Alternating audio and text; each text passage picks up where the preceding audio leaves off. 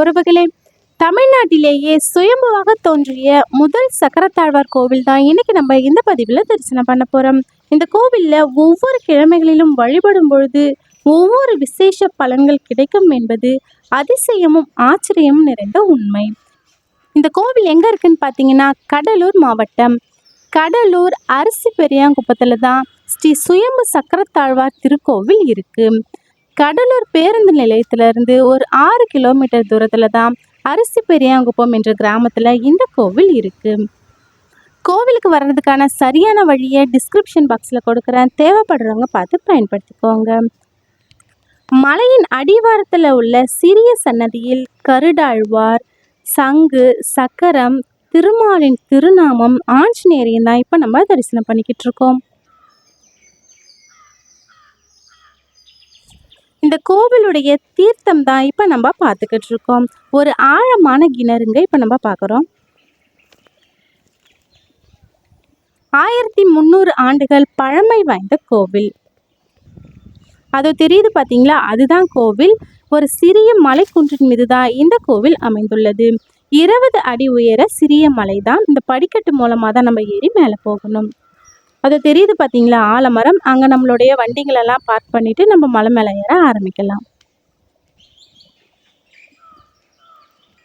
இந்த படிக்கட்டுகள் மூலமாக தான் நம்ம ஏறி மலை மேலே போகணும். இங்கே நம்ம படி பூஜை பண்ணிட்டு மலை மேலே ஏற ஆரம்பிக்கலாம். தமிழ்நாட்டிலேயே சுயம்புவாக தோன்றிய சக்கரத்தாழ்வார் கோவில் இங்கே மட்டும்தாங்க இருக்கு.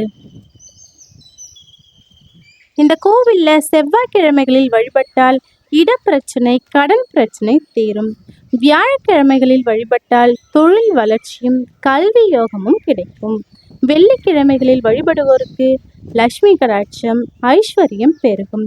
சனிக்கிழமைகளில் வழிபடுவோருக்கு அனைத்து விதமான சகல நன்மைகளும் உண்டாகும். அரசு வேலைவாய்ப்பு கிடைக்க வளர்ப்பிறை வெள்ளிக்கிழமைகளில் ஆரம்பித்து 8 வாரம் வெள்ளிக்கிழமைகளில் அரசு வேம்பு பூஜை செய்தால் அரசு வேலை நிச்சயம் கிடைக்கும். திருமால் 10 அவதாரம் எடுக்கும் பொழுது அவருடைய பஞ்ச ஆயுதங்களும் அவருக்கு உறுதுணையாக இருந்தது. அதில் ரொம்பவே முக்கியமானது சக்கரம். இந்த சக்கரம் ஒரு ஆழ்வாராக கருதி சக்கரத்தாழ்வார் என்ற பெயருடன் நம்ம அழைச்சிக்கிட்டு வரோம். இங்கே நம்ம ஆஞ்சநேயரை தரிசனம் பண்ணிக்கலாம்.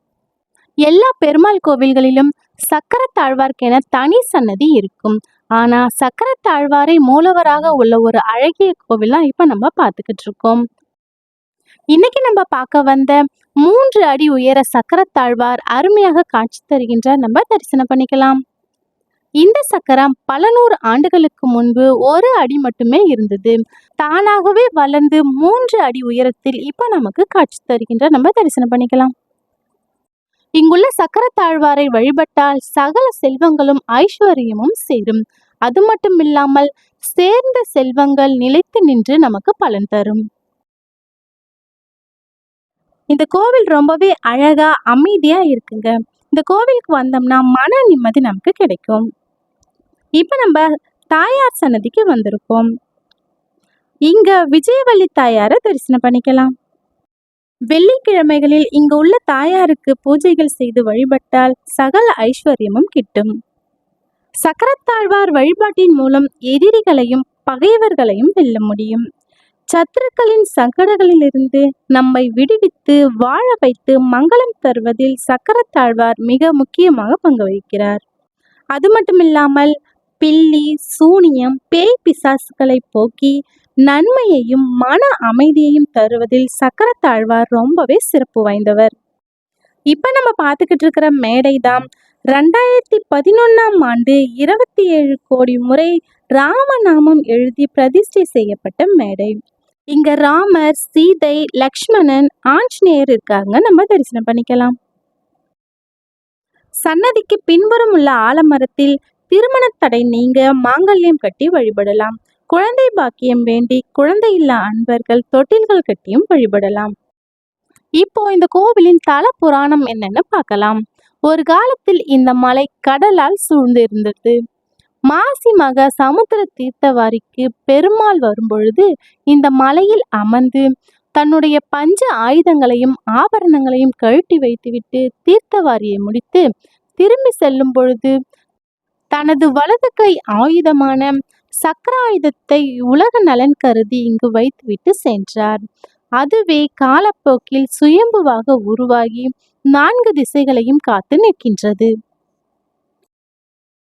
இந்த கோவில்ல சித்திரை வருட பிறப்பின் பொழுது லட்ச தீபம் ஏற்றி வழிபாடும் செய்யப்படுது. ஆனி மாதத்தில் சுதர்சன ஜெயந்தியும் சிறப்பு யாகமும் நடக்குது. புரட்டாசி 3ஆம் சனிக்கிழமை கருட வாகன சேவையும் வீதி உலா நிகழ்ச்சியும் நடக்குது. தை மாதம் 3ஆம் வெள்ளி 5ஆம் வெள்ளிக்கிழமைகளில் அரசு வேம்பு திருக்கல்யாண நிகழ்ச்சியும் வெகு விமர்சையாக இங்கு நடைபெறுது. சுயம்புவாக தோன்றிய சக்கரத்தாழ்வார் கோவிலை இன்னைக்கு நம்ம இந்த பதிவுல தரிசனம் பண்ணோம். கோவில் ரொம்பவே அழகா அமைதியா ஒரு இயற்கையான சூழல்ல இருக்குங்க. இதுதான் இந்த கோவிலுடைய தீர்த்த குளம். இப்ப தண்ணி இல்லாம வற்றி போய் இருக்கு. நல்ல பெரிய குளங்க, தண்ணி இருக்கும் பொழுது பார்க்கறதுக்கு ரொம்பவே அழகா இருக்கும். இப்ப தண்ணி இல்லாம இருக்கு. இந்த வீடியோ உங்களுக்கு பிடிச்சிருக்குன்னு நினைக்கிறேன். வீடியோ பிடிச்சிருந்தா லைக் பண்ணுங்க, ஷேர் பண்ணுங்க, கமெண்ட் பண்ணுங்க, சப்ஸ்கிரைப் பண்ணுங்க. மீண்டும் வேறொரு பதிவில் சந்திப்போம்.